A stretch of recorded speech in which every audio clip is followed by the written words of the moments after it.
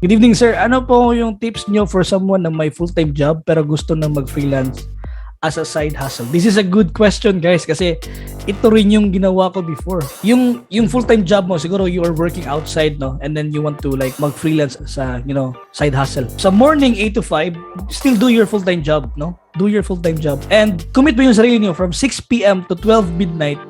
I-try mo talaga mag-apply ng mga work. Apply ka ng work, apply ka. Tapos, pag ma-hire ka, pwede ka mag-commit ng full-time, pero mas ma-advise ko sa'yo is to accept jobs ng mga part-time jobs lang. Kasi ganito guys, usually yung mga, to be honest, hindi talaga tayo makukuha ng full-time jobs agad-agad.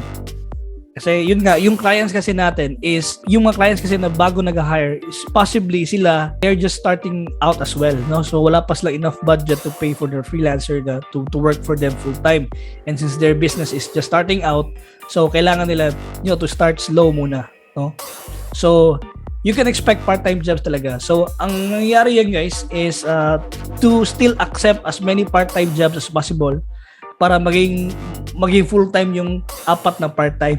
So, ganun. So, going back to your question, sa side hustle is always apply for jobs like 6 to 12 midnight. 6 to 12, 6 to 12. And then, pag may client ka na, i-minimize mo 50% yung application mo and then focus sa client mo, day and night.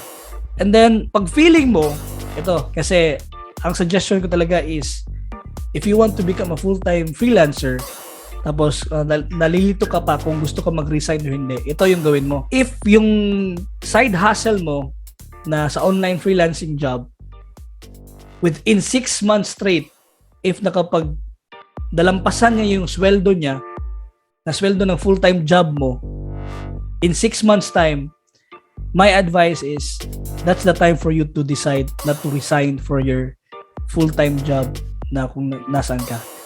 Okay? So, yan ang ma-advise ko.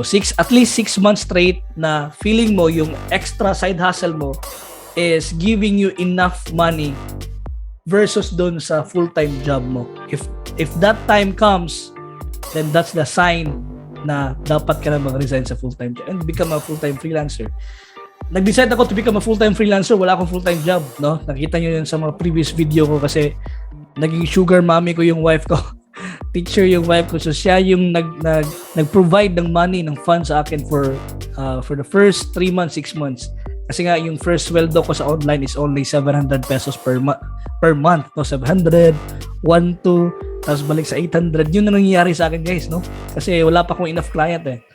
And fast forward, yung 700 pesos per month ko, hindi sa pagmamayabang, naging 700 pesos per hour because of the amount of experience na gain ko dito sa online. So yun lang guys, okay? So thank you for that wonderful question. Okay.